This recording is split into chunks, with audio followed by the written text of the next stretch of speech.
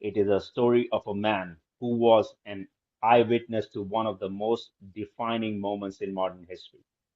Joe Dittmar. Today's conversation is a rare opportunity to hear a first-hand account of what it was like inside those stairwells, the split-second decisions, the heroism of the first responders passing him on their way up, and the burden of being one of the few to walk away. I want my mommy. I want to go home. And that's exactly how I felt at that moment. I just wanted to go home. I didn't want to be there. I wanted to go home. My mom, the mom was waiting for me. She came off the steps. She gives me this big giant hug. She sobs in my ear, my baby, my baby. My mom just hugged me and held me and loved me. And boy, that's what I needed at that moment was my mother's love. Just the looks in their eyes. They knew.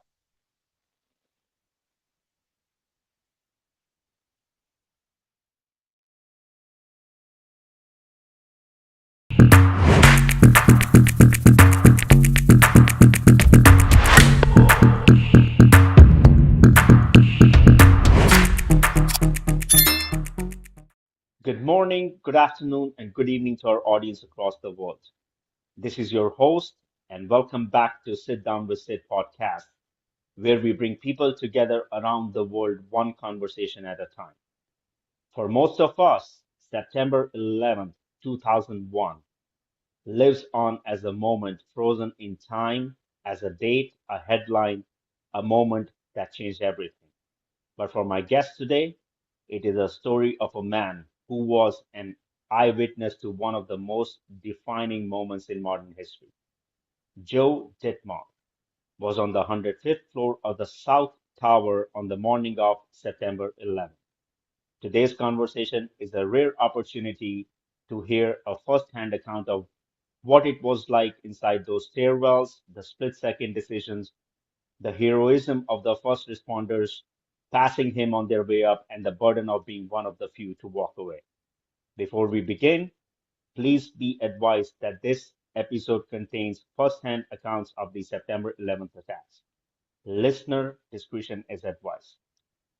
Joe, thank you so much for being here and for your willingness to share this story. Well, good morning, Sid. I'm glad to be here and very appreciative of your invitation to talk with those who listen to your podcast. It's a great opportunity for me as well. Thank you. Thank you. Joe, so I'm going to take you back to September 11th, 2001. You were in a meeting at the very top of the world when everything changed. Take us back to that room on the 105th floor. What was the energy like that meeting, that morning before the first plane struck? It was a classic Tuesday morning in the business world. Everybody was busy. I was in the insurance industry for 47 years. Um, the World Trade Centers, very much a central point for the insurance industry in the States, maybe in the world, because every important organization in the country and in the world had offices there at the World Trade Center. Wasn't unusual for any of us to be here. I was working at that time for CNA Insurance out of Chicago, and I had flown in to New York and actually trained in from Philadelphia that morning to go to this meeting. Was a meeting that was at the offices of Aon Corporation. They occupied the 105th, 104th, 103rd floors of New World Trade Center. And at that point in time in the morning, we were going to 105, which was the highest occupied level of the building. The buildings were 110 stories each, but 110 and 107 in the South Tower, the building that I was in, they were observation decks, and God blessed us that they weren't open at that particular point in time. And the other floors I didn't mention above 105 were heating, ventilation, air conditioning, elevator equipment. So no human beings at those levels, nobody at the observation decks at that point. We were going to 105, which was the highest occupied level of the building, and you asked about the energy. The energy was typical business mixed. Okay, glad to be there. Not necessarily wanting to be at a meeting, but glad to be there. Glad to be talking with our colleagues and friends about all kinds of things. Not much insurance early on. Just talking about their family and their friends and how you doing and how's your business going and how are things in the world. And there were 54 of us that were gathered there on that day. We were in an enclosed conference room on 105. So that means four walls, no windows, and one door. And the meeting, pardon me, was supposed to commence at 8:30 a.m. And like most insurance meetings, this one didn't start on time either. 8:30 kind of came and went, and everybody humming around and talking, like I said. And at 8:46, the lights flickered. We couldn't see anything. We were in that enclosed conference room. We didn't hear anything. We didn't feel anything. We just saw the lights flicker. Almost immediately, a guy from Aon Corporation by the name of Rick Blood came running into the room and he said, "Hey, we got to evacuate. There's been an explosion in the North Tower." And that's how he described it. That's how he understood it. And that's how he saw it. And he said, "We got to get out of here. We got to evacuate." And everybody in the room did the same thing to poor Rick. They waved their hands at him and said, "Rick, it's New York. Stuff is always happening here. Let us have our meeting." And he said, "No, no, you don't understand. I'm a volunteer fire marshal for 105, 104, 103. I can't leave until I get everybody off these floors. And I want to leave." And he had a pretty solid look of fear in his eyes. And I knew that Rick got everybody out of that room that day. I knew he did because I was the last guy out of that room. He escorted us from that room on 105 over to the nearest fire stairwell. And that's where he proceeded to tell us that we were going to now walk down 105 flights of steps. And you can imagine, Sid, nobody was too happy about this. Okay. We're going to walk down 105 flights of steps. And everybody did the same thing. Okay. They grabbed to their left or their right hip or into their pocket and they pulled out their cell phone. This was back in the day and age when everybody had a flip phone probably and they had a holster on their belt. I mean, you were really in the know when you had a holster on your belt and you had a flip phone, right? So we all did that because we were going to call somebody to moan and groan about the fact that we couldn't have our meeting and we didn't know what was going on. And something interesting happened at that point. We all flipped our phones up, we all looked at the screens, and we all saw the same thing: no service. The main cell tower for all of southern Manhattan was on top of the North Tower, the first building to be struck. So, unbeknownst to us, cell service was gone. And there were a few of us in that group that said, "Hey, we could get on a landline and call somebody, a regular phone." It was a good idea, except here what the problem was. Everybody in New York are now on those landlines trying to call out to their mom, dad, wife, husband, sister, brother, aunt, uncle, whomever, to try to find out if they're okay. What's going on? Where are you? What's happening? Even more incredibly, and you definitely, because of your background, can understand this. Everybody in the world who knows somebody in New York, right? That's not a stretch of anybody's imagination. New York's such a mecca, such a big town. Everybody in the world's trying to call in on those landlines, trying to find out whether their mom, dad, spouse, aunt, uncle are okay. And the landlines were just locked down. They were overridden by the communication surge. Okay, there was no way to get through. So landlines were down, cell service was interrupted. I always tell people that if you've been in the armed services from wherever you are, well, you know what I'm about to say is true. The first thing you do when you attack the enemy is you cut the lines of communication. And that's exactly what those terrorists did that morning. Whether they did that knowingly, unknowingly, wittingly, unwittingly, that's exactly what they did. They cut the lines of communication for a lot of people who were in the way of harm. And so we couldn't communicate with anybody. We couldn't talk with anybody. The phones were useless at that particular point in time. We're standing there where they're telling us we got to walk down 105 flights of steps, and we were pretty perturbed. We were not. We were just hungry that we couldn't have our meeting. And I'm sure your listeners, are going to think the same thing. How could you think that? Didn't you understand? And that is the point.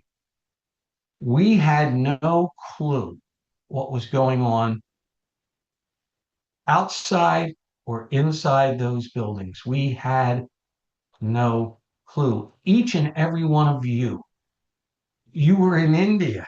Each and every one of you knew way more of what was going on at that particular moment inside and outside those buildings than any of us that were right there. We had no clue. Wow. So we began to do what Rick told us, and that was go down the steps to try to get out of the building. And he, was adamant about stay in the stairwell, move quickly, get down. Um, if you've ever been in a high-rise building, you know what I'm about to say is accurate. When you're in a fire stairwell, there are always signs inside those fire stairwells at each level that tell you what level you're at, and then say, if you're in here, only leave at the lobby level. Okay? That's a fire safety, that's a life safety thing. Insurance guys like me are responsible for that. We want to make sure people get out safely. All the doors to the fire stairwells automatically close if they're open. They're usually on a magnetic device, and then they'll unlock and close when there's an emergency, there's an alarm, so on and so forth. Um, and that was that way in that building, except when we got to the 90th floor, the door out to the 90th floor from the fire stairwell was propped open. A couple pieces of cardboard jammed underneath the door, and it's wide open. And everybody that was in our stairwell starts filing out onto the 90th floor. Now, I'm in the fire insurance side of the business. That's what I had done in my career. So it's ironic, right? I'm ready to look at what is one of the most unbelievable sights I've ever seen in my life. I shouldn't have gotten out at the 90th floor. I should have known better, but I followed the crowd. I didn't know where I was. I wasn't sure what was going on. And I did. I got out of the fire stairwell with the rest of the crowd and walked onto the 90th floor. Worst 30, 40 seconds of my life. You look out the windows and look at that building, the North Tower, you see these huge black holes through the sides of the building, gray and black billows of smoke pouring out of the holes, flames redder than any red I'd ever seen before in my life, flicking up the side of the building and beyond the top level.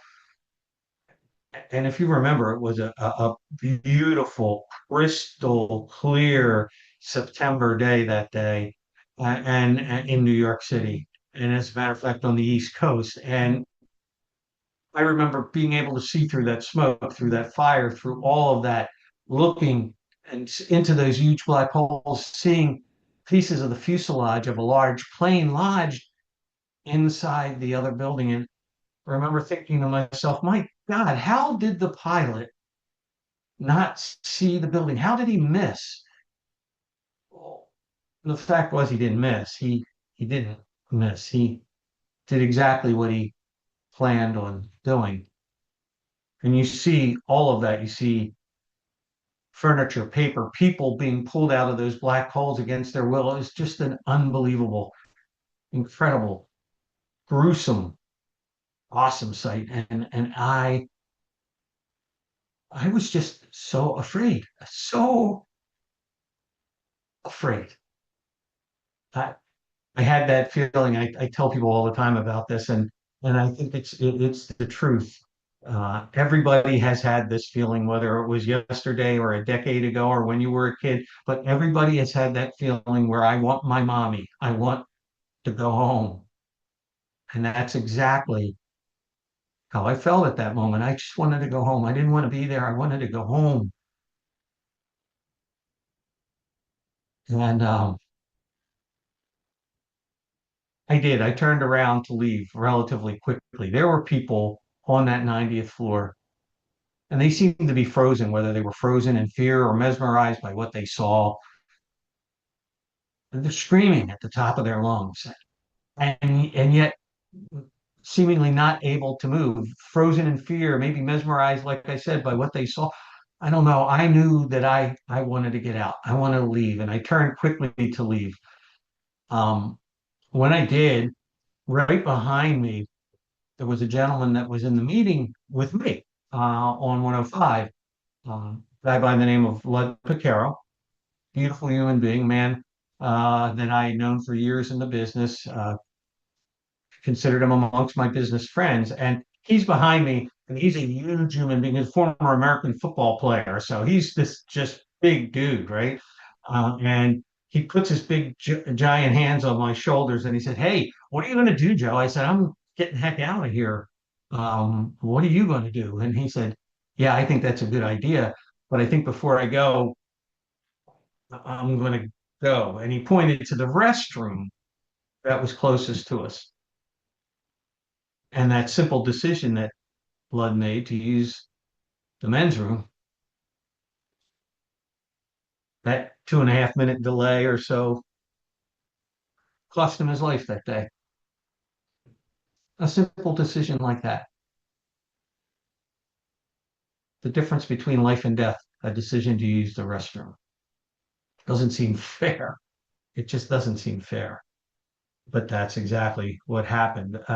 We found out later that if you hesitated more than 2.5 minutes from when you were first notified to leave to getting by the 82nd floor, if you hesitated more than 2.5 minutes, you didn't make it through.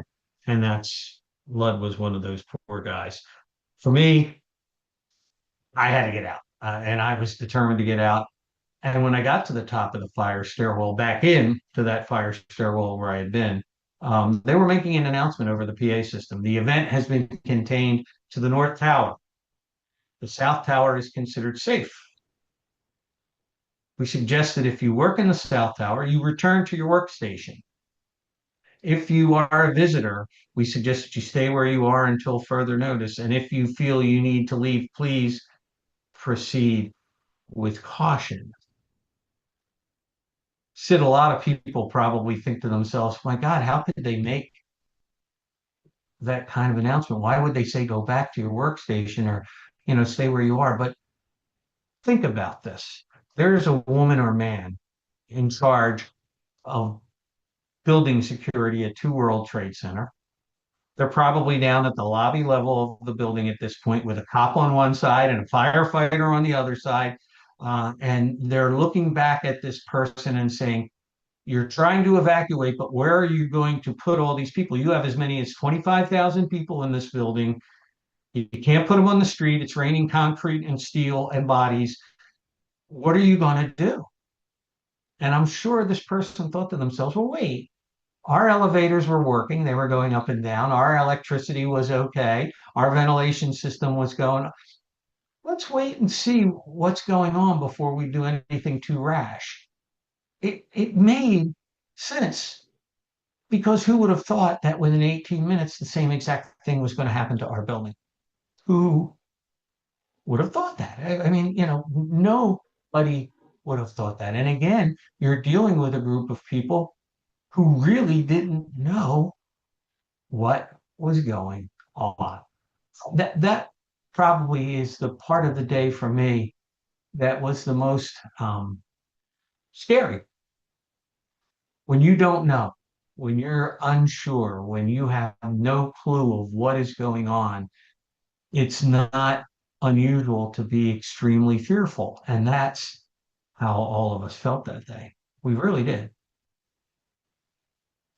Um, so we're getting into the fire stairwell. They're telling us to stay where we are. I'm going. I was determined to get out. And I headed my way down. And when we got down, I was at the 78th level, which was one of the sky lobby levels in the building. 78 and 44 in each building were known as sky lobby levels. They were levels of the buildings where elevators would go to and elevators would leave from, but there were no offices or anything else, just a lobby, a second and third lobby, because they couldn't engineer all the elevators to go up straight 105 flights. So they had these breaks naturally, right? So I get down to 78, which is the sky lobby level. And the woman that had invited me to the meeting that day, she's out in front of me and she's looking back at me and screaming to me, "Come on, we're going to go to the elevator. We're going to get out of here. Follow me. We're going to be fine. I'm not walking down 78 flights of steps in my heels. I'm getting out, no way.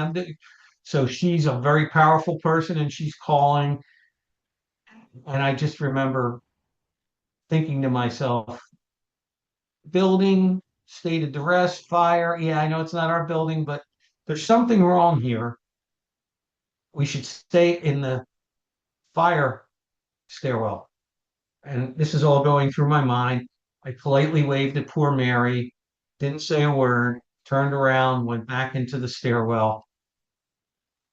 Arguably the best decision I've made in what's still my life, because I was somewhere between the 74th and the 73rd and the 71st floor when the second plane plowed into our building. That plane plowed into our building between floors 77 and 83. I've never felt anything like that in my life, and I never want to feel anything like that again. That fire stairwell that we are in, this concrete bunker, right? It started to shake so violently from side to side. The handrails breaking away from the wall, the concrete spidering out, the steps like waves in the ocean, undulating underneath our feet. And we feel this heat ball blowing by us, and we smell this jet fuel. And this thing just keeps rocking back and forth and back and forth. And it felt like forever. Maybe it was seconds, maybe a minute, but whatever it was, it just felt like forever. And finally, it settles. And you would think that there would be this massive pandemonium at this point, but there was nothing in that stairwell but a stunned silence. All of us did the same thing again. We all grabbed our phones to try to see if we could communicate with somebody. And you know what? It was a blessing that day that those phones, that communication method wasn't working, because at that point, literally, what we didn't know couldn't hurt us. Ignorance was bliss. Okay. We only had to concentrate on one thing, and that was to get out. And that's exactly what we did. And I got to tell you, Sid, that was one of the moments in my life that I'll never forget, because as that thing settled down and as everything came through, and as we started to make our way down the steps, and as we were figuratively in the dark, because there was lights, everything was good with that. There was emergency ventilation system was working, the lights were good, we were good. But as we start making our way down the lights, we saw people that were really in need, people that were coming into the stairwell out of a wheelchair, or coming with crutches, or coming with casts on their legs or their arms, or just freaking out because they weren't sure what was going on. Just people in high levels of need. And people just like you and me, started to help those people, started to aid those people to get down to the steps, both physically and emotionally. I mean, it was just a thing of beauty. There was no black or white. There was no red or blue. There was no American, non-American. There was no Catholic, Jew. Wasn't any. It was we were people. We were the world. We were united, and we were going to get through this. What in a cloud of terror like that? What a beautiful, beautiful thing to be able to witness is this unity. And we saw a lot of that throughout the world, throughout our country, right after 9/11. And boy, wouldn't we like to see a lot of that today? I mean, it would, and we don't want to have, and we don't need a terrorist attack to make that happen. But it seems like us folks here, we are our best when there is an emergency. We are our best when there is an emergency. We tend to be able to respond and do what needs to be done. People are good. People are good. The teachers in the world should will say 5% of the kids cause 95% of the problems, right? It's true. That's true in life too. You know, I'm an insurance guy in from Chicago visiting New York City, and you're a kid in India going to school, and you and I had a bond that day. We didn't know it, but we had a bond that day because we all wanted the same thing. We wanted things to be safe. We wanted people to be safe. We wanted to get through this terrible calamity. And like I said, to witness that firsthand in that fire stairwell was unbelievable. We started to make our way down those steps and helping people and aiding people, and everything was pretty copacetic. I mean, there wasn't anything that was causing us alarm. Still not sure what was going on, but we knew, okay, we were getting along. You can't run down those steps. You can only move relatively quickly. If you run, the steps go back and forth. They're called switchback steps. So they go down this way, then back that way, then back this way as you're going down, right? So if you run, you're just going to run into a wall at the end of each set of steps. So you move quickly, you get your way down, and the stairwells were wide enough for two, three, maybe even four people at points in time. So there, don't forget, we were coming down from the highest occupied level of the building. So we're kind of at the end of the crew, the pack. Okay, we're the last that are coming down, so we didn't see a lot of traffic, and we weren't encountering anything that was concerning until we got to the 35th floor,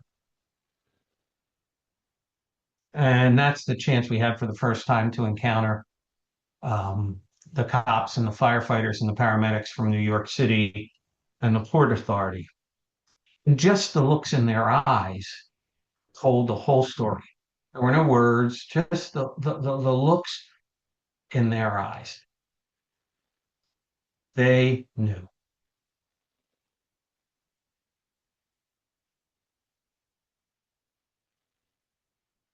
They knew that they were going up those steps to try to fight a fire that they couldn't beat. They knew that they were going up those steps to try to save lives that they probably couldn't save. And they knew they were marching into the bowels of hell. And they knew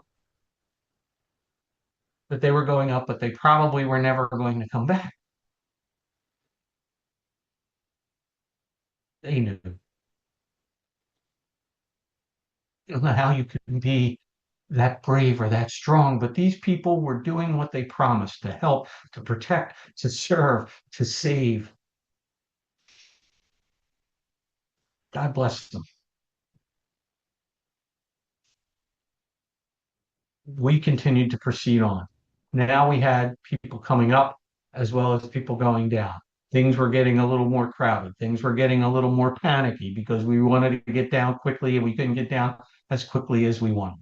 We got down, oh, about the 18th floor in the building when we heard a guy who was singing through a megaphone at the top of his lungs in a voice that We always kid, only a mom could love on payday. I mean, this guy was a horrible singer and he's singing God Bless America and he doesn't even know all the words correctly.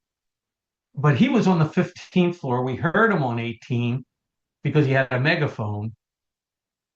And he was a guy who was security person for Morgan Stanley. Morgan Stanley was in the first tower to be hit, the North Tower. He evacuated everybody from his floors successfully. No one from Morgan Stanley, except for this gentleman, perished that day. This guy came to the South Tower, made kind of a joking way out of himself by singing, by trying to be lighthearted, by trying to tell people, keep moving, keep moving, keep moving. And he saved so many lives that day, and yet he gave up his own. He never got out of the building on time. God bless that guy. My God. When we got down to the lobby level, we were able to look outside. We were able to see what looked like the vestiges of war, crumbled concrete, twisted steel, red markings or blotches on the ground, and you knew what those red blotches were. And so the people that were in charge are telling us, hey, we can't let you outside. You can't go out on the street level. You got to go down into the underground. And the underground concourse was a huge place underneath the trade centers. When we got down there, that was the first chance we had to see people in real need, missing limbs, open wounds, real blood and gut stuff. That human nature that I had mentioned before that makes you want to help people, it becomes overpowering. You want to reach out and help, and you couldn't. The reason you couldn't was because there were so many cops and firefighters and paramedics there to help. I've never seen in one place at one time such an outpouring of caring and concern and love. And that's what it was this day, this total outpouring of love. So the people that needed help were getting the help they needed. And those of us that were okay, were on our own. And we're now in this concourse, which is nothing more than a rat maze of corridors. Every fast food restaurant, every little retail store known to mankind down there, signs that mean absolutely nothing to you if you're not from New York. Red, blue, green, yellow, 1, 2, 3, 4, up, down, down, down. You don't, it doesn't make any sense to you. And so herd mentality takes over, and you hope somebody at the front of your herd of people knows where they're going. And this young man who was in front of our little group of people, he looked back and he said, we want to get to the northeastern end of this concourse because it's the furthest away from these buildings. And my internal I said, yeah, he's right. He's absolutely right. We're going to do that. We're going to follow him. And we started to make our way through the concourses. And we're about to make our final left to get to the northeastern end of that complex. And there it is, Starbucks. And it's open. And there are people in line. I kid you not, my friend, there are people in line. It goes to show you that even in the greatest crisis, not all the minds need to be where they need to be, right? And they need to get reminded. And hopefully, the cops that were yelling at people to get out got all those people out. We kept moving. We got up to the northeastern end of the complex. The escalators that would take us up to the street level, not escalating anymore. They're steps now. Okay. We're stepping up, back, back, back, and we're about ready to get up to the ground level. And I hear my name, Joe, Joe, Joe, being called out behind me. And I turned around and I looked, and it was a business associate of mine, David Duffy. And David Duffy was a business associate of mine for years, one of the smartest human beings I know. And, I have confidence in him. We trade dollars back and forth in big ways. Okay. And so this is a guy that I have to trust. All right. And I turned around and I looked and I said, David, what are you doing behind me? He said, what do you mean? I said, well, you work in this building, right? I said, you're like on 53, 54. He said, I'm on 54. I said, right, I was on 105 and I'm ahead of you. Why aren't you out already? Smartest guy I know looks at me and says, I'm not sure if the office is going to be open tomorrow. I'm in charge of the Yankees tickets. I went back up 25 flights of steps to get the Yankees tickets. And I thought, oh my goodness. Oh, what did you do? But you know what? There was a reason for this happening. Fate was at play. Those who are people of faith, like yourself, like myself, you know, there's reasons. Lots of times there are reasons that are beyond our understanding why things happen. And this happened because we needed to connect. We got out of the building together. They're bobcat bulldozing everything. I mean, everything to the sides. The uniforms that are there are screaming at us, run, run, run, don't stop, don't stop, don't stop. And we got in front of St. Paul's Chapel across the street from the complex. And we stopped, we turned around, and you look at this unbelievable sight, this these two concrete pillars in a great state of duress, this ticker tape of concrete and steel and bodies, just unbelievable sight. And David said to me, what are you going to do? And I said, David, I have no clue. I said, I was supposed to go back on a train. That's the way I got in that morning, was an Amtrak train into New York, and then the PATH train into the trade center. I said, I was going to go back on the train, go back to Philly, fly back to Chicago because I have a flight out of Philly airport. I don't think that's going to happen. And he said, I think you're right. I think you're right. I don't think that's going to happen. He said, come up with it. I said, okay. He said, we'll go to my place. I said, okay. He said, my wife works in the North Tower. She works on the 40th floor. I haven't heard from her. I want to get back to my condo. I want to make sure she's okay. Let's go. And I said, okay, great. Where do you live? He said, 111th Street, Upper West Side. And I went, whoa, we're going to walk. And he said, you have a better idea. And I said, no, David, you're right. You're right. I don't have a better idea. Let's go. Let's start. And we started to make our way north. Short blocks at that section of the city, north and south. We're about 8 blocks north of the complex when we run across a commercial laundry, and the doors are wide open, and the all news radio station in New York is blaring out that this was an on purpose tourist attack. Our jaws dropped to the ground. This was the first that we understood what was going on. And we both were thinking to ourselves, this doesn't happen here. This doesn't happen in the States. It can't happen here. But actually, it was the next couple of sounds that we heard that were the most haunting, the most scary, the most daunting. The unmistakable sound of the twisting steel and the crumbling concrete of what once was the South Tower, the building we had been in just 8 minutes prior, coming to the ground. And even more hauntingly, the sound of tens of thousands of people on the streets of New York all screaming the same blood curdling scream all at the same time. We were able to get into a friend of David's apartment that lived in that Tribeca section of the city where we were. We were fortunate. We were hiding out. We were waiting. We were trying to understand, and we did what everybody else in the rest of the world was doing at that point. We were watching the television and trying to understand what, why, how. And we couldn't communicate with anybody. Landlines were still completely overmatched. Cell service still out.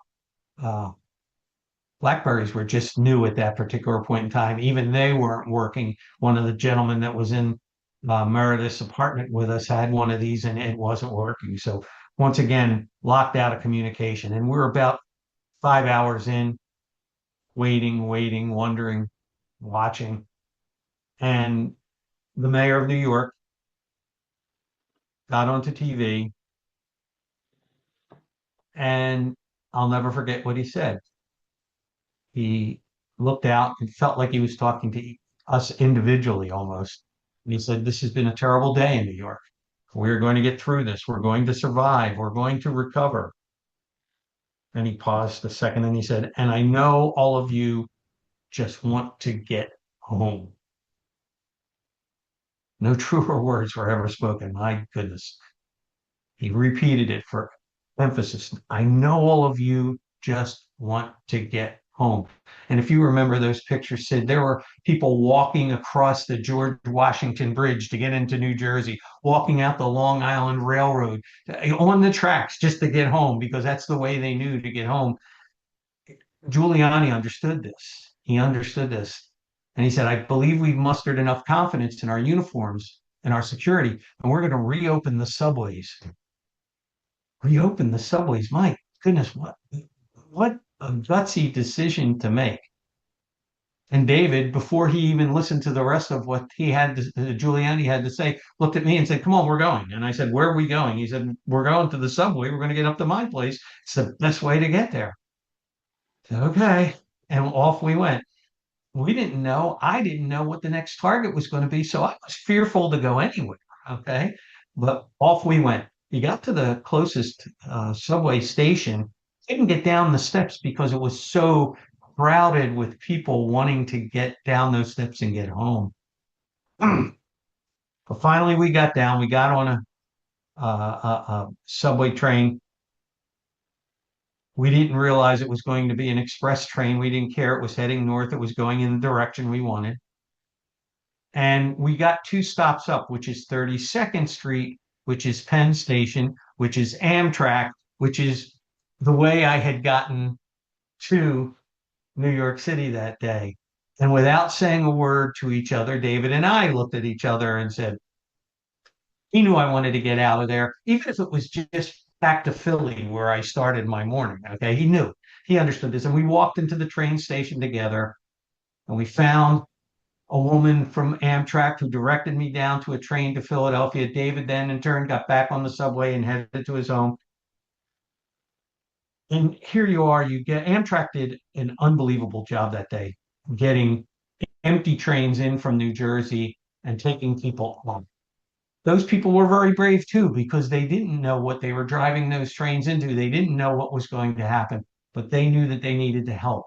And you take that train and you go underneath the Hudson River and you come up on the Jersey side and you look back at the New York, what was the New York skyline, now relegated to this big gray and black cloud. Very sad. It's an 80-minute train ride from New York to Philadelphia. That train was packed, sitting, standing, and yet not a word was being spoken. Not a word. There were no words to say. When I got down to Philadelphia, I was able to retrieve the rental car that I had parked there. And I decided that instead of trying to drive back to the Chicago area where I lived that day, that I would stay overnight with my mom and dad in the home that I grew up in as a kid in Philadelphia. So I got in a rental car and drove up to Northeast Philadelphia. And when I got to the house, my mom was waiting for me. She came off the steps. She gives me this big giant hug. She sobs in my ear, "My baby, my baby." And I didn't have the heart to remind her that I wasn't the baby. I was the oldest one. And my mom just hugged me and held me and loved me. And boy, that's what I needed at that moment was my mother's love. And she did what she always did for me throughout her entire life. She helped me. She helped me into the house. We got to the living room. I got on the floor to watch the television again. And I don't know, passed out just physically drained, just, emotionally gone. And I basically passed out. And at about 2 in the morning, I feel a kick in my side and I rub my eyes, push my glasses up, and my father is hovering over me. And he said, "Well, aren't you ever going to go to bed?" I thought, "Oh my God, I'm 17 again, but I better do what my dad tells me. I better go up to bed." And I did. I didn't sleep much. Got up early the next morning, called the office, let them know that I wasn't going to be in. And it was a good thing that I did that because they thought that I was dead. Um, I made my 14-hour drive from Philadelphia to Aurora, Illinois, the suburb of Chicago where I lived at that time. Did that 14-hour drive in about 12 and a half hours. I just wanted to get home. And, I must have called everybody I knew at that particular point in time. This was before we had, unlimited data and unlimited minutes, and I didn't care. We were calling, we were talking, we wanted to be connected. And I called my wife for probably what was like the 50th time when I was getting about 10, 15 minutes away. And I said, "Hon, I'm almost there. I'm almost home." She said, "Great, great, great." And she hesitated a little bit. I said, "Something happening?" And she said, "Well, they decided to have a mass at Our Lady, at the church that we went to." And I paused her mid-sentence. I said, "Hon, that's great. It's a good day to be at church, to be at prayer. I'll meet you there. I'll meet you there." And when I drove down Eola Road to get to the church, the parking lot was completely packed. You would have thought it was one of our holidays. There was no place. I finally found a place to park. I don't know whether I was more afraid the day before or the minute I opened up those back doors to see these hundreds of pairs of eyes all staring back at me, knowing where I had been. And I looked over to the right where we always sit. Roman Catholics always sit in the same place, And I looked over and there's my wife.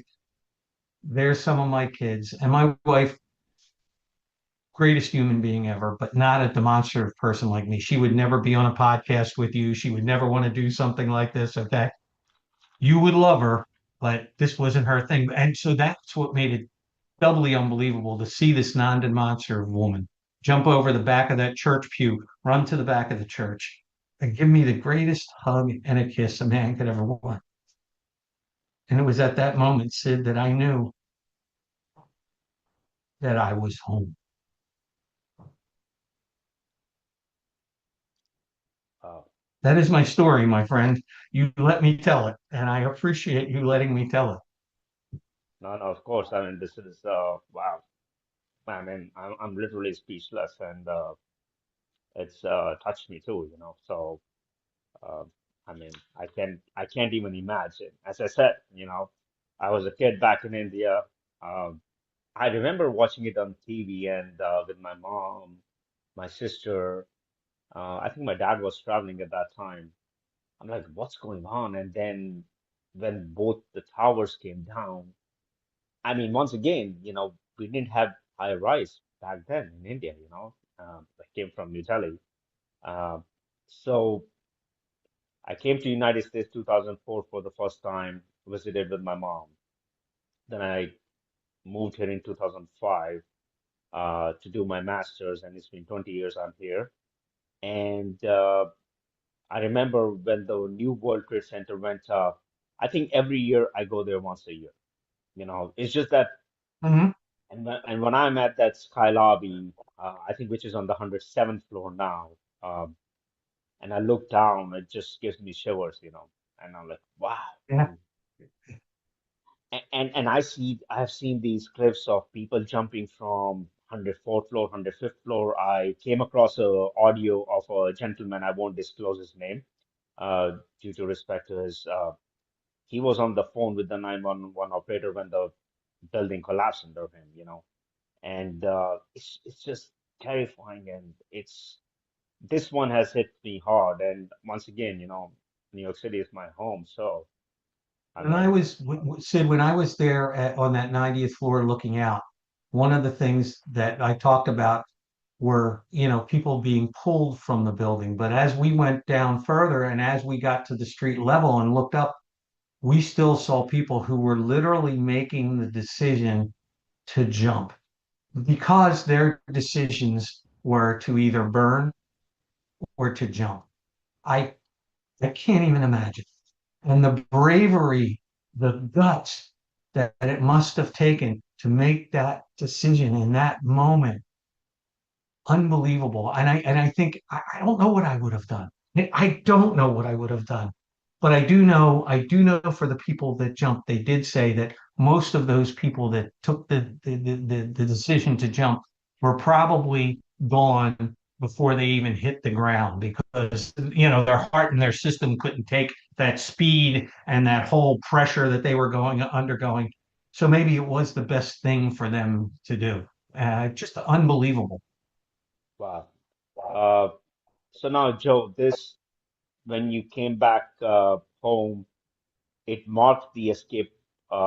It marked the end of your escape, but it was the beginning of a new chapter for your life. How were the first few years for you navigating a world that had changed so much while processing what you had witnessed and walked out? Yeah, you do go through, there is no doubt that you go through a fear level. I had to go back to New York on business 16, 17 days after the event. They were finally letting the planes fly. And it was my wife who said, "You need to go." And I said, "Well, but, because everybody was, God, if you look different, oh, something's going to happen on the plane. And if this, oh, just terrible things, terrible fear of people having, going at that particular. But it was her that said, "You have to go. You have to get back on that plane, go back to your way of life because you can't let them beat you." And that was really the best thing that could have ever happened. It was, and the fact that I was able to talk about it right away were the best things that could happen. So you go through that level of fear for a while, and you go through that little bit of why me. But for me, the survivor guilt really didn't last a whole lot because I believed that what I was doing, giving a voice to 3,000 people who lost their voices that day, I believe that that was why I was spared and what I was supposed to do. I can't build buildings. I don't have millions of dollars to hand out to people, but I can talk and I can talk about the event and I can talk about the goods and the bads and the lessons that we've learned. And that's what I've been doing for 24 years. And that is how I've recovered. The first 2 years were just getting my bearings, knowing where I was, getting back into the swing of things and work. As a matter of fact, I tell people all the time, I became a better employee. I think I became a better husband. I think I became a better spiritual person because I started to realize what things were the most important. My job was great, the money was fabulous, but my wife and my kids, my church, my religion, my God, these were all way more important. And that's what you learn to prioritize. That's a great question. And that for me is exactly what happened in those first couple of years. Wow. Uh, Joe, I know you have been a vessel of memory, as you also mentioned, for almost 25 years now. For those who are watching this who weren't born or were not in the city like myself, if I wanted to ask you what is the one thing they must never forget about the human spirit you witnessed that day, what would that It would be I always it is such an integral part of my talking about this, and that is to understand how there were so many that did so much and gave of themselves and gave their lives and sacrificed themselves in order to save the vast majority of people, whether it be a firefighter, a policeman, a paramedic, a security person, a guy delivering DoorDash, whatever. Okay, there were people that were heroes that day that should never, ever be forgotten. More than anything, those human beings, that spirit, that human spirit needs to stay alive. And it's up to us. It's up to us now and for future generations to be able to do this. And you hit the nail on the head for the generations that weren't even born at this point, and we're there now. Okay, we've got lots of young people who weren't even born at that particular point that are now out of college and whatnot. They need to know that this is their duty. This is their responsibility to carry this message and the goods and the bads of this day forward, because we need to do our best to try to make sure that this history doesn't repeat itself. Now, do I think it'll happen again? Yes. Do I want it to happen again? No. Do we know where it's going to happen again? No. But we should do everything we can to try to avoid it, to try to make sure that it doesn't happen again. And that is the goal we put in front of our young people when we talk about 9/11, to remember, to not forget, and to move the message forward. Wow. Joe, one final question I just want to ask. You were 54 people in that room, out of which only 7 people survived, including yourself. Did you ever had a guilt? I don't know if that's the right word. If you could have done something to help those other 47 people also get out, so all of you will You still you be alive. you have you absolutely, as a human being, say, what could I have done more? But you also have to come uh, to peace of knowing that it would have been almost impossible to do anything that could save all of them. Human beings make their own decisions. They have their own free will to go, to not go, to stay, not stay, to walk, not walk. This is theirs. We did everything we could. Those of us that survived, we did everything we could to encourage people to come with us. And as much as it hurts, we know that there was only so much we could do, and that we need to be at peace with ourselves and with our heart and with our soul. The woman that ran our meeting lived in the Chicago area, and she didn't she was born and raised, pardon me, in the Chicago area and lived in New York. So they had a memorial service for her in the Chicago area when I got back. And I went to her memorial service and I got the chance to meet her mom and dad. And her dad recognized me before I even knew who he was, because he had seen me on the television. And he came to the back of the church and he gave me a hug. He said, "You're Joe, right?" I said, "Yes, I am." I said, "It was a pleasure to know your daughter, Mary. She's a wonderful person." Um, and he looked at me with tears in his eyes and he said, "Why didn't you make her come with you?" And my heart started to break, because I thought to myself, my God, should I have done more? What should I have done? But very fortunate for me, this beautiful human being, he pushed back, wiped the tears, laughed a little bit, and said she never did anything I told her either, so she wouldn't have. And he made me laugh, and he laughed. But it is